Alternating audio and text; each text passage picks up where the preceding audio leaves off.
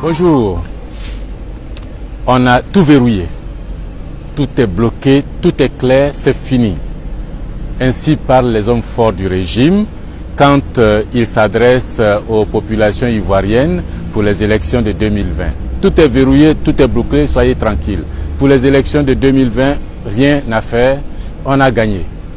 À 21 mois, 22 mois des élections, ils ont tout verrouillé. Mais quand ils disent ça, nous pensons, le sens commun pense qu'ils sont en train de nous parler soit à nous, peuple de Côte d'Ivoire, soit à nous, opposants ivoiriens, soit à nous, politiciens. Non, non, c'est pas à nous qu'ils parlent. Ils parlent à leurs propres militants. Qui disent quoi aujourd'hui? Ah voilà, Ouattara nous a dit qu'il voulait juste un mandat de 5 ans. Bon, après les 5 ans, Bédia a dit que celui qui a fait ce pont-là méritait bien un second mandat. Il a son second mandat. Il a modifié la Constitution. Maintenant, dans quelques mois, là, c'est fini. Qui sera notre candidat, nous, au RDR, là? Qui sera nos candidats, nous, au RHDP unifié? C'est une question compliquée. Qui va annoncer aujourd'hui qu'il sera candidat alors que Ouattara lui-même est en posture pour être son propre successeur? D'où l'idée de passer et dire aux militants, ne vous en faites pas, on a tout verrouillé, tout est bloqué, tout est clair.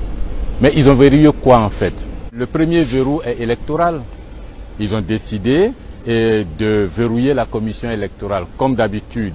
Ils ne vont pas faire une réforme de fond, ils ne vont pas donner cette commission électorale à des arbitres neutres, ils vont intégrer la classe politique dans ces choix et puis désigner en leur sein un mode opératoire qui va consister en faire quoi? Quelques recensements en 2019 et puis un tout petit recensement en 2020 pour préparer les élections. Le résultat, c'est qu'on va laisser 5 à 6 millions de gens dehors. Au Ghana, c'est 50% de la population qui apparaît sur la liste électorale. En Côte d'Ivoire, c'est 25% de la population qu'on trouve sur la liste électorale. C'est pas normal. Et notre président sera donc élu de cette façon-là. Et pour impliquer, pour avoir des complices, il nous invite à des discussions. C'est eux qui ont la liste des invités. C'est eux qui ont la liste, qui ont l'ordre du jour. C'est eux qui établissent l'agenda. Et puis, ils nous refoulent même à la porte après nous avoir invités. Ça, c'est eux qui savent aussi pourquoi ils l'ont fait pour leader. Le verrou est électoral bouclé. Le second verrou, il est politique. Ça veut dire quoi? Qu'il faut paniquer les politiciens, il faut leur faire peur pour que tous rentrent dans leur coquille. C'est le cas des redressements fiscaux qui sont présentés aux uns aux autres. Vous devez 20 milliards, 60 milliards parce que vous n'êtes pas RHDP unifié. C'est le cas de l'emprisonnement des députés. Emprisonner des députés sans suivre la procédure normale, c'est une violation inacceptable de la loi.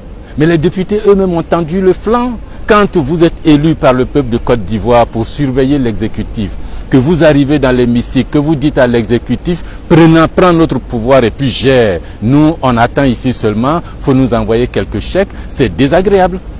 Et le revers de la médaille, c'est que cet exécutif a fini par penser que le pouvoir que le peuple vous a donné ne vous intéresse pas. Et il vous brime, il vous met en prison. C'est inacceptable, il y a une procédure pour le faire.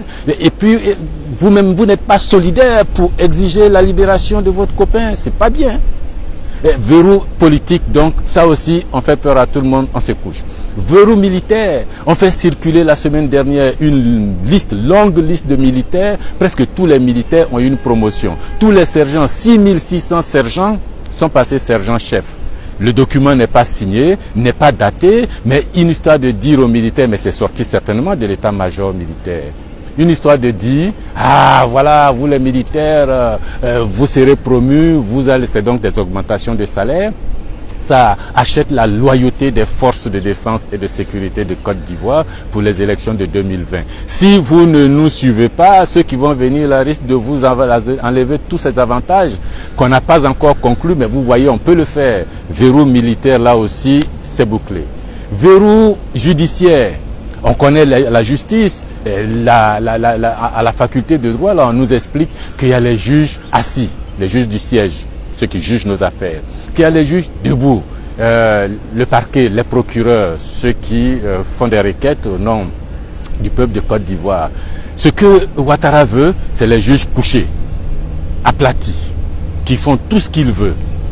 Et les juges, vous avez vu il y a quelques jours là, on dit non, ils ne veulent pas être couchés. Honneur à vous, magistrats, le peuple de Côte d'Ivoire devrait vous comprendre, vous suivre et puis changer. Vous avez un couteau tranchant pour mettre de l'ordre dans ce pays. L'état de droit, c'est vous. La force du droit, c'est vous. Mais ne vous couchez pas. Ne vous couchez pas. Le verrou économique, enfin, c'est que tout le monde se plaint du franc CFA. Le franc CFA fait que des entreprises ne peuvent pas s'installer ici en grande quantité pour créer des emplois pour nos jeunes qui sont obligés de fuir le Sahel. Ils vont d'Abobo à Niamey, d'Aloa, le Sahel, le désert, être vendus en Libye, traverser la Méditerranée pour ceux qui peuvent, pour aller ensuite en Europe. Les Européens eux-mêmes se plaignent de cette politique du franc CFA menée ici et qui conduit à la migration forte vers chez eux.